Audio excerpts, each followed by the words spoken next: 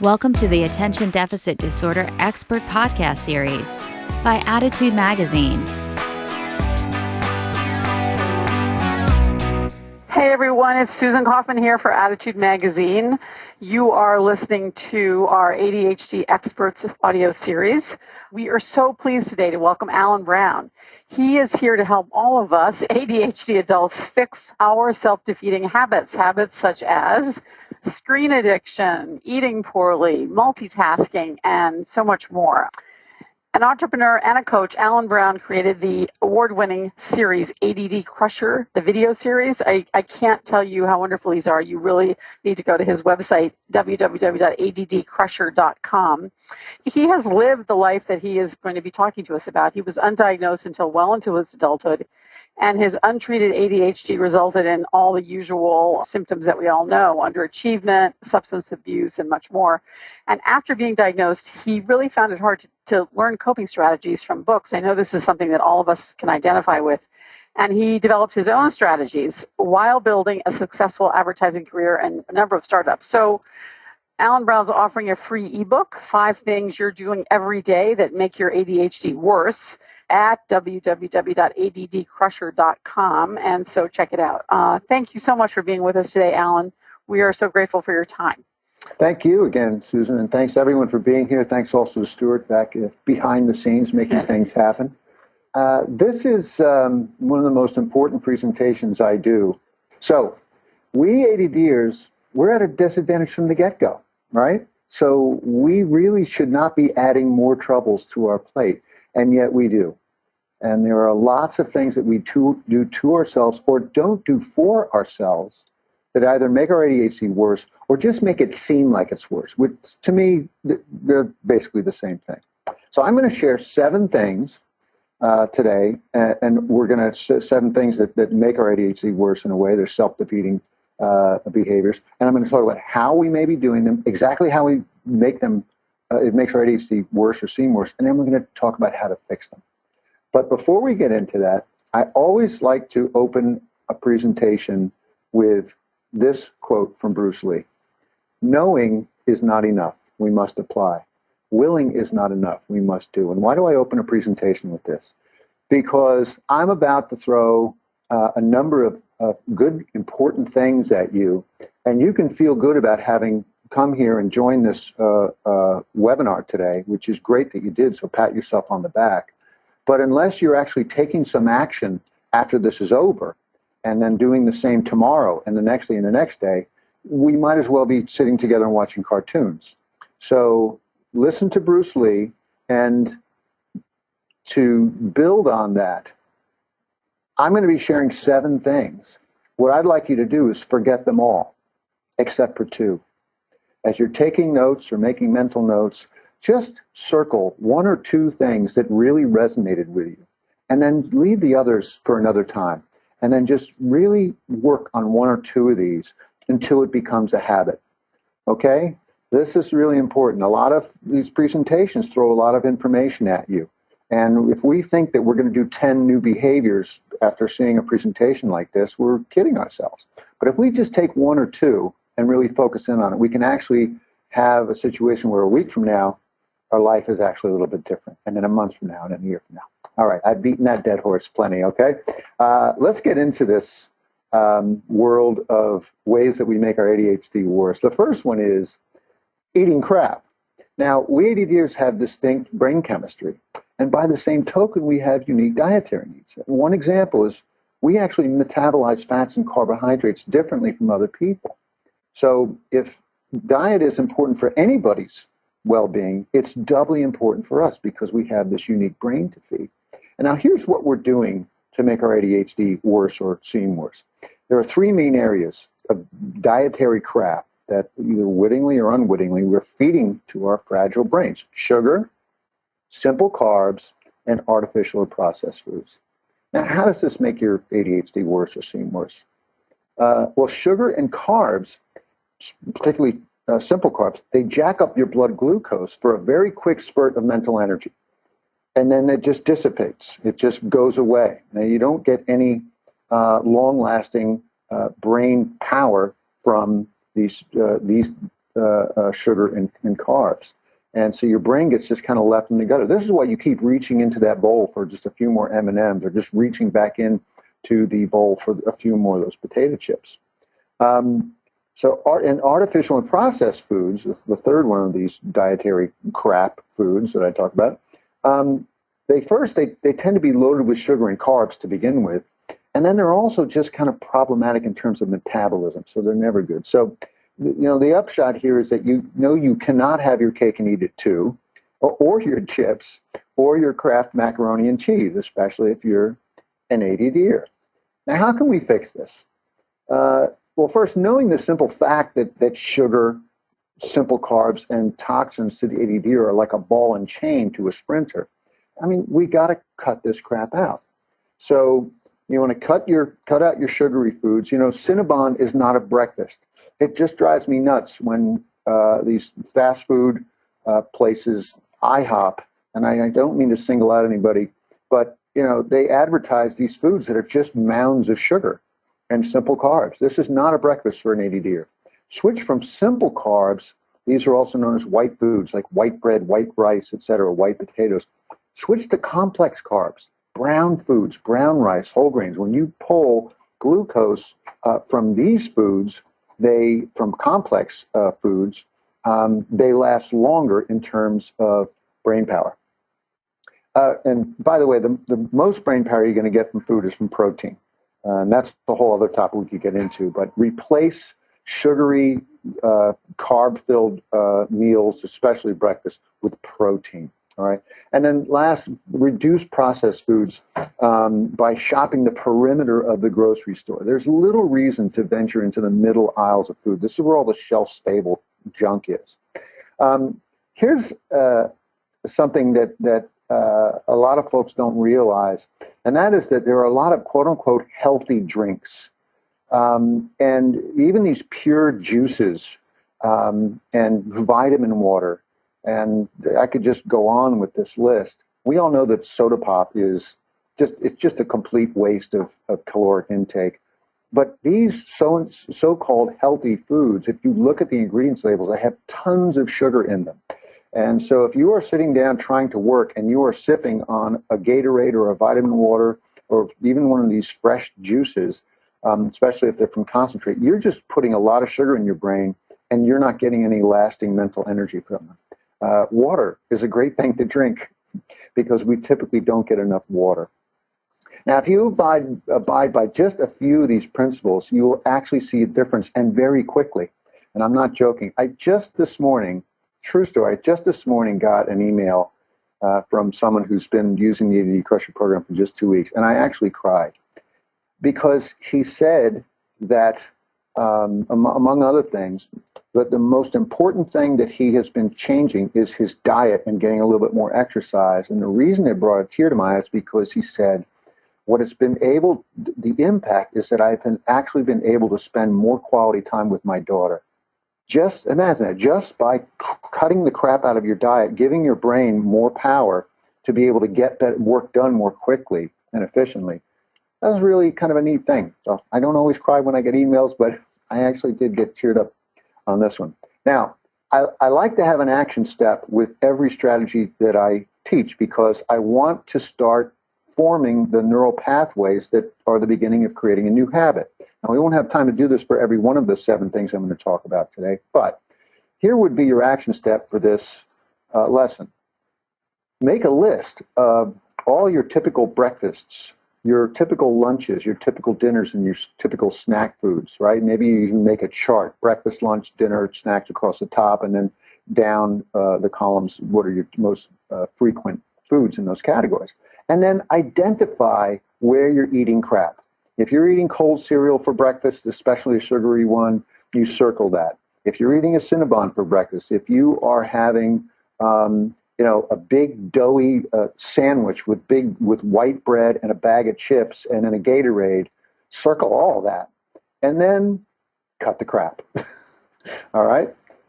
Just replace those foods with something better, whole grains, lower sugar and protein. All right, let's go to the next thing here. And this is such a great word, screen sucking. It was coined by Dr. Ned Hollowell to describe the ridiculous amount of time people spend in front of electronic screens. And, it's not just TV screens. It's the screens on our laptops, on our video games, our tablets, our smartphones. And of course, we need these gadgets to work, to stay organized, and to have a needed bit of fun. But ADDers, sometimes our addictive use of these gadgets makes our ADHD worse by stealing precious time. They actually inhibit healthy sleep. There's a lot of research on that. And they divert us from doing the stuff we know we should be doing. So think about it. If there's one thing ADDers never have enough of, it's what? It's time. We never have enough time. So if there's one thing we should not be doing, is wasting it. And I don't mean to be judgmental, but when we've spent 3 hours watching TV that doesn't teach us anything, and that's 98.3% of TV content, right? We have just put ourselves behind the 8 ball on one or more projects, or further behind the 8 ball, on projects that we will soon wish we had more time to do. But in addition, as I mentioned previously, these electronic gadgets, they toy with our metabolism. The blue light rays that come from these actually trick our brains. If we're using these at night a lot, they trick our brains into thinking that it is daytime, and it makes it harder for us to wind down and go to sleep. And then finally, our brains literally get weak by spending inordinate amounts of time doing the soft, quote unquote, soft mental activity of media consumption. There's a growing amount of research on this. When you sit and plunk yourself in front of a TV or a video game, you're actually kind of softening your brain, because it's not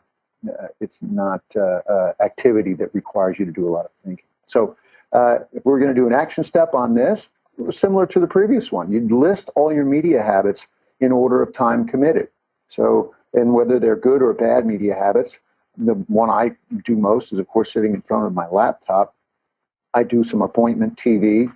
I do, a fair amount of social media on my gadgets and reading the news on my gadgets. But if I were to list all of them, even though I'm pretty efficient, I could identify a few things that I could do less of. And every once in a while, I do a little check on my media behaviors. And I say, okay, am I reading too many headlines on my iPhone? Because I really don't benefit from reading every story about what's happening in every country in the world, even though I'm kind of a news junkie. So think about that. Think about what media behavior you could replace with a more productive or enriching activity. And I'm going to sort of make a joke here, but if you're watching 3 hours a week of 2.5 Men reruns, think about what you could do with that time. Maybe spend more time with your kids. That's pretty cool. All right, here's a big one. Beating yourself up. And I love this quote: successful people tend to become more successful because they are always thinking about their successes. Well, ADDers, on the other hand, are masters at acknowledging and remembering past failures. We are terrible at acknowledging successes. It's like failures have triple weight, right? You can succeed 3 times and fail once, a forgotten appointment or misplaced keys, and that one failure weighs in our mind more than the 3 successes. This is well documented, and but it is coachable, and it's coachable by ourselves. I love this quote from Claude Monet. This is a guy who completely changed art. And toward the end of his career, he says, "My life has been nothing but a failure, and all that's left for me to do is to destroy my paintings before I disappear."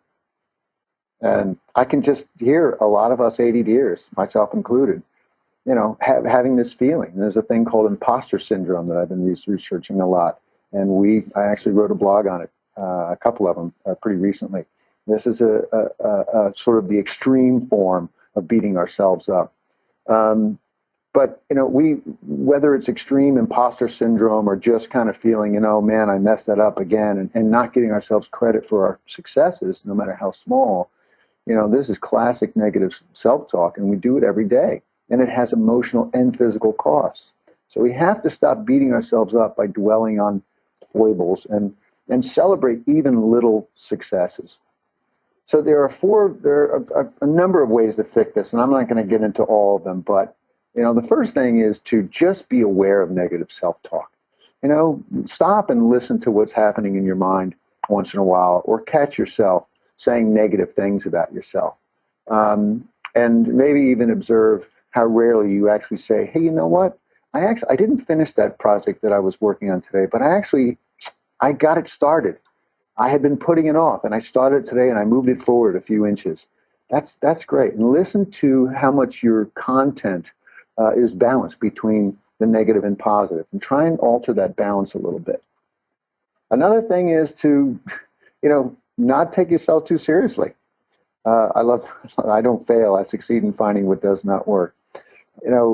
I often laugh at myself because I do something very ADD, but I make sure that I don't call myself what was my nickname when I was growing up. My nickname growing up was Dummy. I actually thought that was my name because my father was calling me Dummy all the time. Dummy, why did you do this? Why can't you do that? You cracked up the car again, you dummy. And what I would do for many years is when I would mess something up or I would misplace something, I would say, you dummy. Why are you such a dummy? And I have taught myself not to do that anymore, instead just to giggle at myself, because I have so many more successes than I do failures. And we all do. It is true of all of us. We are where we are. We may not be where we want to be, but on balance, our successes are always going to be outweighing our failures. We just have to take them into account. And I think the last thing here is, this is Soichiro Honda, who's a hero of mine. His hero was Thomas Edison. He says that success is 99% failure. And I just love this thing I found on the web. People think that success is just this, straight line, and really success is back and forth, one step ahead, two back, two ahead, one back. And importantly, every millimeter toward completion of something is success. And if you actually score your successes, you will find that you're getting the benefit of them. And I get into that in more detail in the ADD Crusher videos, where actually we provide a scorecard where you can track your successes over the course of a week. And that is proven in research to help you do what that initial quote said, which was, successful people are successful because they think about their successes. All right, here's the next one. This is, we psych ourselves out. There are, and I treat a whole bunch of these procrastination areas in the videos, and there are kind of three barriers to action. One is fear, one is disarray, and one is indifference. And we're not going to get into all three. I want to talk about disarray, but these are, in my view, the key barriers to action. That's the reasons why we procrastinate. And in a way, we're just psyching ourselves out, and that's all it is. We can actually retune our brain to not be psyching ourselves out. Let's talk about disarray, because I think this is the most common one. And disarray has two sides to it. The first is deciding what tasks to work on. We know what our to-do lists look like. We often have stickies all over our office or our desk, all things we know we need to do. And very often, if not always, we're having trouble figuring out how to get, what to work on. And then the other side of disarray is, once we decided, okay, I'm going to work on this, figuring out how to get it started. Now, the first thing should be easily dispatched with, deciding what to work on. But that's not as easily done for us ADDers. So I've got a whole bunch of ways that we can filter things to prioritize. But just suffice to say, if the world only let you do two things today, what would they be? And if you just apply that filter a little bit, you should be able to at least have a better idea of what you should be working on right now. Now, then we always get to, well, my brain is such a jumble, I can't decide what to prioritize. I know that this one over here is important, but oh, that's right, I forgot about this one over here. Oh my goodness, then there's this whole group of these things over here. Oh my God, I can't decide. And we get paralyzed, right? So we psych ourselves out. And this makes all of our ADHD life worse. So here's the key. If we can't make priority distinctions between our many to-dos, then we are justified in just picking one and doing it, and just throwing a dart at the wall and saying, look, if I can't prioritize between these 5 or 6 or 50 things, just throw a dart, because they are all indistinguishable if we can't distinguish between them. And then give yourself the freedom to just choose one, give yourself permission to choose one and proceed with that. I just sort of quoted David Gewert from the ADD Coach Academy. The other problem that we have is once we've decided what to do, we don't know how to approach it. We don't know how to start it. And the short solution, the short answer on this one is, this is a wonderful quote from Martin Luther King Jr. You don't have to see the whole staircase. Just take the first step. And the reality is, we think that we need to see the whole process and how this whole thing's going to map out in order for us to begin. And this is a myth that I call the myth of the magic bullet. We think there's going to be, we keep putting something off because we think, well, I'll figure out how to get this thing done. Maybe tomorrow I'll be able to think about it better. But the reality is that it's not until you start something that you actually start to see the solutions and the ways to complete something. So take Martin Luther King's words to heed, as well as our friend Bruce Lee's, all right? So here's the biggest one. This is the biggest brain hack that I teach. I get the most emails on this one.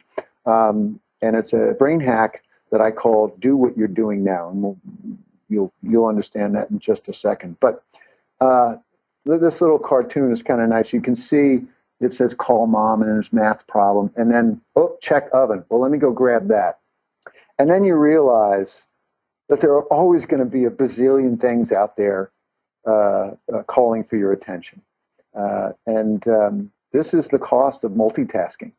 And I love this quote. Much of the stress that people feel doesn't come from having too much to do. It comes from not finishing what they've started. And this is a classic issue for ADDers. And we're going to solve this with a brain hack that requires first awareness of two things. The first thing is that multitasking is for suckers. All right. All the research says the same thing. Even the best multitaskers suck at multitasking. This is fact. It's irrefutable. If you were able to go through one day without multitasking, you would see immediate results. But our problem is, and this is the second thing we need to be aware of, we ADDers are easily distracted from whatever we're doing because we're distractible. Because we ADDers are so easily distracted, not by what is most important, but what most interests us at the moment. And that's why when we are in the middle of a task we know we have to do, we are often pulled away by, oh, my friend just texted me. Or, oh, you know what? I think I'll check my emails once again. But this, but first that. And we all know this horror story. Well, we don't have to live that. If we were to forcefully label the thing that we have decided to do as this is what I'm doing now, and actually put that label on it mentally, then we would have labels for things that are not what we're doing now. BS, that's not what I'm doing now. That's the text from your friend that is not urgent. And if you label that, you know what? I love my friend, but that's BS and it's not what I'm doing now. You're able to go back to, I'm going to go back to what I'm doing now. Then there are important things. So you're working and your boss pokes his or her head in and says, hey, blah, blah, blah, blah, blah. And you know it's important, but you're trying to get done the thing that you're doing now. You can say, hey, I'm trying to do this thing for you. Give me 20 more minutes, and then we'll talk about this thing that you and I need to talk about. So that's what important but not what you're doing now is. It's a simple brain hack. If you think about it, all you're doing is you're just going to change your perception of what it is you've decided to work on and forcefully label it as what you're doing now.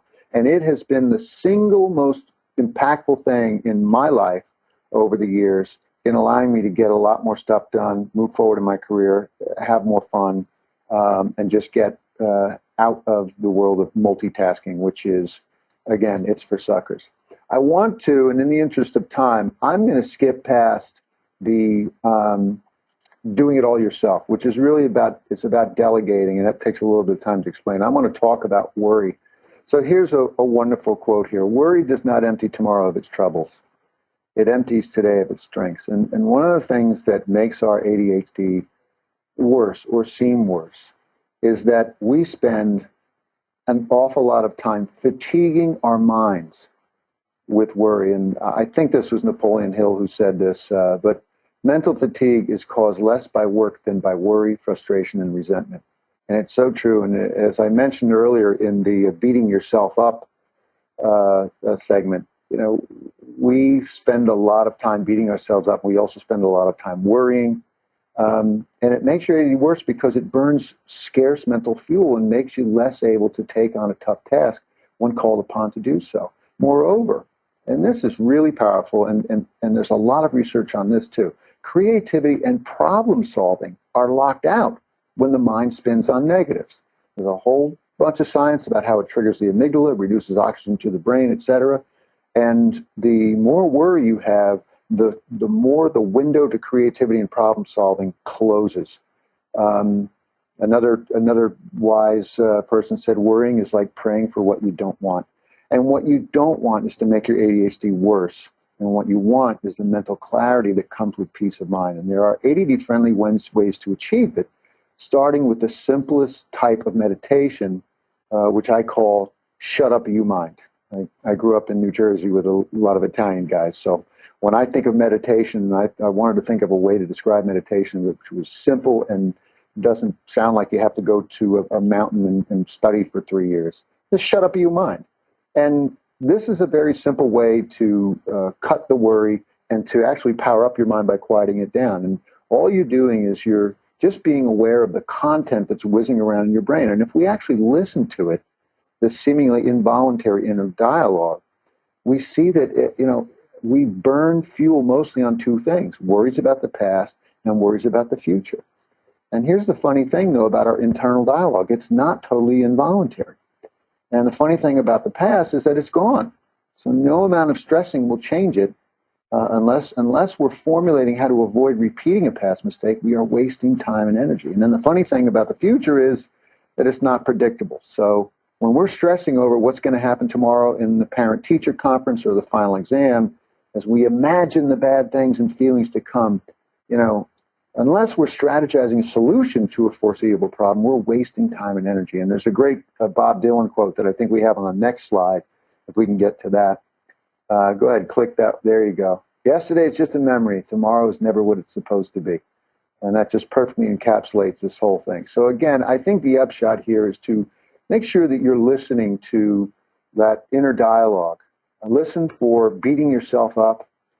Make sure you're inserting more, giving yourself credit for things that you're doing right, and identifying worry, whether it's about the past or the future, and just saying, hey, I'm sitting here worrying about this, and it's not real, it's imagined, and more importantly, if I were to kick into problem solving, I could actually have less to worry about.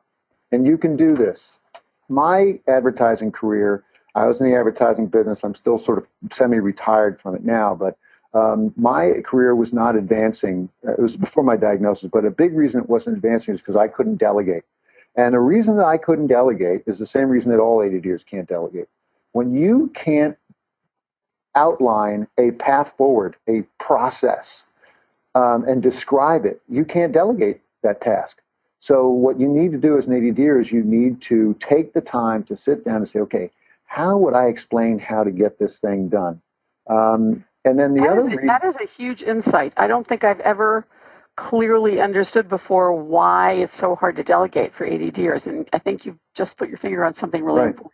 Yeah. Right. We are not linear thinkers. So and delegation requires a linear, here's what you need to do, this, and then this, and then this, because otherwise the person being delegated to comes back and says, I'm not really sure what I'm supposed to be doing here. But there's another reason that we're bad delegators, and that is that we carry a lot of self-esteem baggage, and we don't feel entitled to ask people to do things for us. Even when I was, an executive, a vice president at a major ad agency, I had trouble asking people under me who were 2-3 levels below me to do things because I just didn't feel entitled. So I ended up doing it all myself. But the trick on that one is that you compliment the person on their ability to do this thing better than you.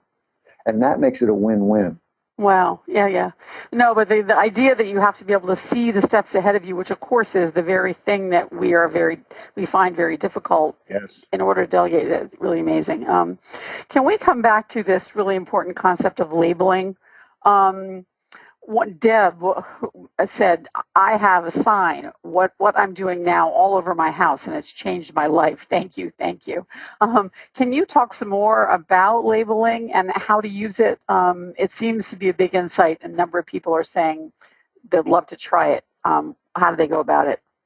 Well, just to reiterate, what we do in our daily lives is we look at our to-do list, let's say, or we get asked to do something by someone, and we start doing that. And we don't really make a clear distinction between that task and a bunch of other stuff that is inevitably going to tempt us. Again, the text from a friend, the phone call from a friend, you know what, I just want to check my emails again, or even more likely, you know what, I think I'll work on this thing for a couple of minutes. Or, oh, that's right, I forgot to do this thing over here. And so all you're doing with this brain hack is you are forcefully labeling, this is what I'm doing now. This thing, whatever it is, let's say, I'm just going to look for my to-do list, one of my to-do lists. I'm not seeing one handy. Okay, how about this? How about at 9:30 this morning, Pacific time, my to-do was to review my notes for this presentation. And I decided forcefully, this is what I'm doing now. So when the phone rings, or I get a text, or I get tempted to go check my emails again, even though I did it 15 minutes ago, I'm going to say, hold on, that's BS that I'm not doing now. Or when a colleague calls me and says, hey, we need to talk, I can say, you know what, that's important, but it's not what I'm doing now. Hey, Dave, can I call you back in an hour and a half because I actually have to do this webinar? So just the act of having those forceful labels is so empowering. And I tell you, you get it to where it's a habit of yours, and it's such a habit of mine that whenever I'm on an airplane, and I travel a lot, the second we get to 10,000 feet, my laptop opens up and I start to work. And invariably, I will say, under my breath, sort of, that's BS. That's not what I'm doing now, because I get tempted to go do something else. And the person next to me always says, were you talking to me? And I say, no. And in fact, you're BS that I'm not doing now, so leave me alone. I'm just kidding. I don't really do that. But I do the habit like that, and I say it out loud to myself. Okay. Question about it from Dominique. Is there any truth to medical reports saying that there's a correlation between multitasking on electronic devices and negative impact on brain function? I am not aware of research like that. I would be very curious, because that sounds like a really interesting area. If there is, in fact, evidence that multitasking between electronic devices is actually having an impact on mental clarity or some other health-related issue, I'd love to know it. But just know, again, I'll just reiterate that the seminal research was done at Yale on this about 10 years ago, as we became more device-oriented and two working parents and all this, and we're all multitasking. And it was very clearly determined. And then there have been many research pieces done after that. They're all saying the same thing. There is no research anywhere that says that doing 5 things at the same time or over the course of an hour, bouncing between them, is more efficient than just doing one of them at a time. The jury is out, and they are back in, and it's done. So wow. If you find yourself multitasking, just know you're making your ADHD worse. Wow. What about the idea of keeping 2 tasks going? Well, some people have said that as a strategy to deal with sort of, tedium. So working on one for a while and then working on the other. I guess what you're saying is that's not multitasking. That's going from one task to another task. That's exactly right. And Peter Bregman, who's a very prolific author on productivity, he talks about how that is really switching tasks. Now, switching between tasks is also hugely inefficient, because the time it takes you to get re-engaged in that other thing can cost you 5 minutes. And if you re-engage in another task 10 times a day, that's 50 minutes. And over the course of a week, that's almost a full workday. And so was it any wonder that I was working every Saturday for many, many years in the advertising business? But there is another way to switch tasks, which I teach in the videos, which is more productive. And that is that if you are doing something, you're working on something and you get fatigued, and look, we ADDers get fatigued after 15, 20 minutes, a little bit longer if you're eating protein. But what you can do is you can say, all right, I'm going to stop pushing forward with this because I'm getting declining returns, but I'm going to switch to a related task. So I'm going to go and just do a little bit of light research, or I'm going to make a phone call that's related to this project and use a different brain muscle. And then I'm able to come back after 10 Right. minutes. Another thing you can do is you can get up and you're fatigued with that one task, but you know you want to get it done and there's no other pressing issue. You can get up and do a power pose. That is simply standing up, and I won't get into this in detail, but just get up and put your hands on your hips and your head, chin up, and just relax your mind and your body for a couple of minutes, and it actually restores, reduces your cortisol, it brings oxygen back to your brain. Then grab a little handful of nuts and a dried apricot. I've got my bag of them right here in my desk. Wow. And then you've got a protein hit with a little bit of glucose with fiber, which is the apricot, and now you're ready to rock it again, and you're good for another 20 minutes. So that's the thing that I use. So that's great. So instead of paying the price of transitioning, which makes you lose productivity, take a restorative break and then back at it. Yeah, makes sense. Well said. Well said. For what you're talking about, people are concluding that this relates to to-do lists, and there are a number of questions about how to create a to-do list. First of all, is a to-do list part of this notion of staying on task and labeling? Are they connected at all? And what do you recommend on the to-do list front? Well, my main recommendation on to-do lists is to try to have one, if you can. I actually have 3 because I'm still involved in the advertising business, and then I run ADD Crusher, and then I have a personal to-do list, which is just, running around errands and stuff like that. And what happens when I mix them all up is that it's tougher to prioritize, so I keep them separate. And I go between one and the other depending on urgency. But I think the biggest thing for ADDers in their to-do list, whether you have one or you're using 3 like I do, is don't be afraid to always go in and update it. Don't be afraid to rewrite it. I think a lot of us feel like we're wasting time if we do that. But the mental exercise of doing that is very powerful because it puts you back in touch with what's important, what's on your to-do list. I mean, how often do we look at our to-do list and we see an item 5 spaces down and we go, oh my God, I forgot about that thing. Oh. And so the more you review your to-do list and spend time with it, a lot of productivity experts say you should schedule 5 minutes every morning just to look at your to-do list. So I think that's a big thing. And the more you're familiar with your to-do list, the less intimidating it can be. And you all know how paralyzing it can be when you look at a lot of stickies that are around and you just can't make sense of them all and you get paralyzed and you end up doing what? You end up escaping and saying, you know what? All this stuff is freaking me out. I'm now going to just go check my emails again. Right. How do you keep your to-do lists, may I ask? Paper, phone? I do both electronic and paper. But to clarify, my to-do lists are mainly on paper. Okay. But what I do is I have backups. So I use my calendar. So when I know for instance, this morning, I know that I needed to get on the phone with you guys 10 minutes before the hour. I also knew that I wanted to sit down and spend 20 minutes just reviewing my notes. So what I do is I not only put a to-do in my calendar for that so that it pops up at that time or a few minutes before that, I also do a second entry on my calendar that says prep. Mm-hmm. Or, 10 minutes before I'm supposed to be on 10 minutes early, it goes prep call with Stuart. I have a dental appointment this afternoon at 2 p.m. Pacific time, but I have a reminder in my calendar that says prep dentist. And that comes up 45 minutes before the dental appointment. Oh, wow. Okay. Puts it on the front of my brain.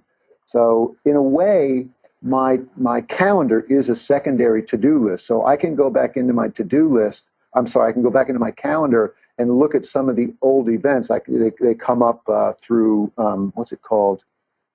Office reminders, Microsoft Office reminders. And it lists all the things that I haven't checked off. And that could be a secondary oh, that's right, I was going to do this thing a couple weeks ago with blah, blah, blah, blah, blah. But so in essence, you're prioritizing your to-do list because the things that you enter into your calendar are the high priority items because you're giving yourself notice that they're coming up. Yes, I think they're high priority in the sense that they are things that are potentially I'm going to completely forget them and it's going to be embarrassing. These are like appointments. Right. But high priority to-dos are things like big projects that Stephen Covey would say are third quadrant, which are, important for your life and your career. And so those things are those are the tough maybe ones. big priorities because they're bigger projects. But I use the calendar mainly for things that if I don't do this, it's going to get embarrassing. Okay.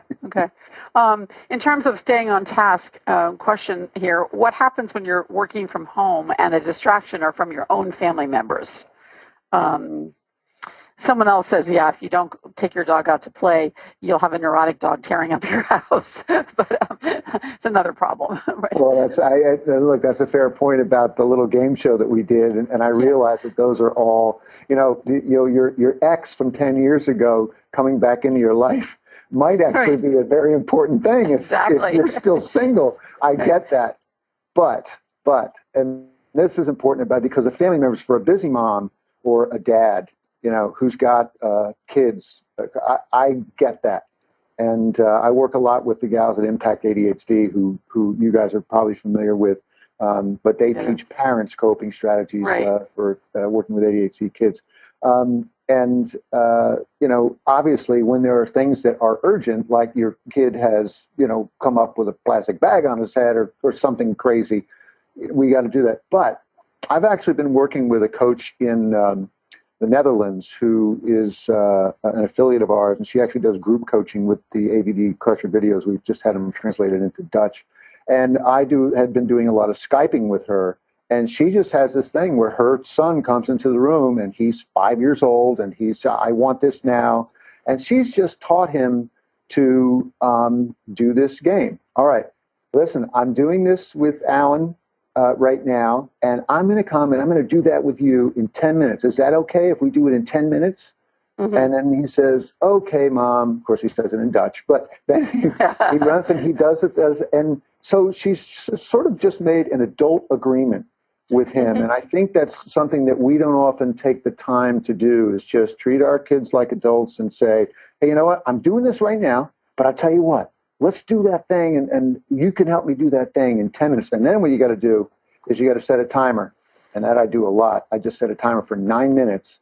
And that's my reminder. Hey, you know what, Alan, I have to get off the phone because remember, I promised my son that I was going to do so-and-so with him.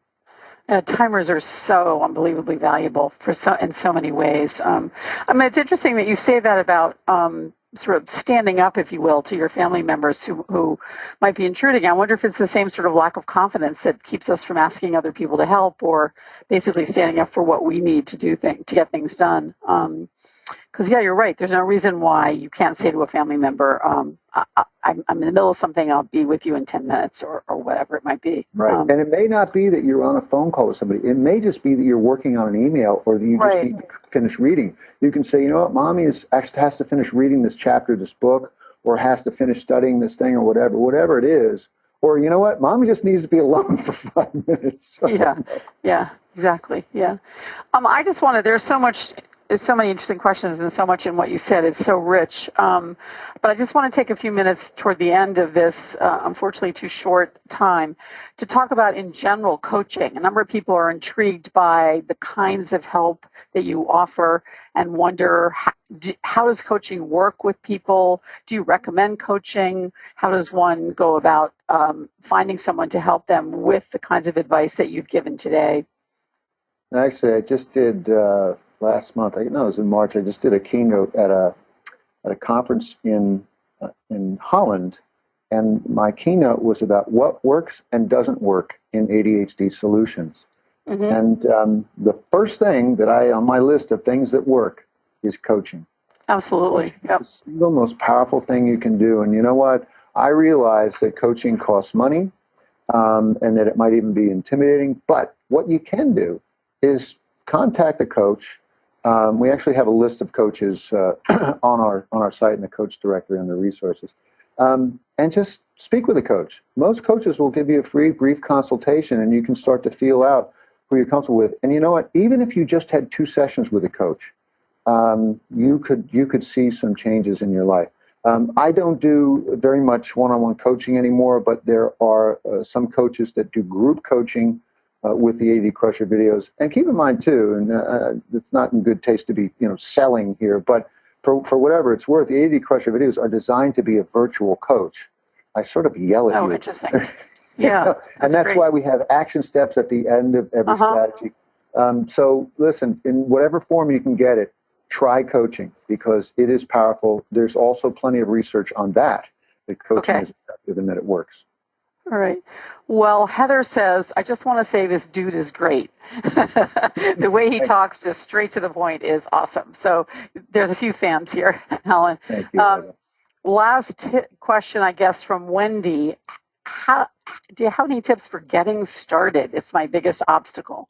And that comes up all the time for ADD. Oh, I love this. I love this one.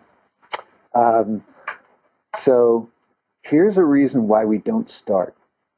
A reason why we don't start is because, one, we think, well, I can't finish that thing anyway. It's too big a thing. I'm afraid I'm going to fail. There's also disarray, which is I don't know where to start, but we talked about that.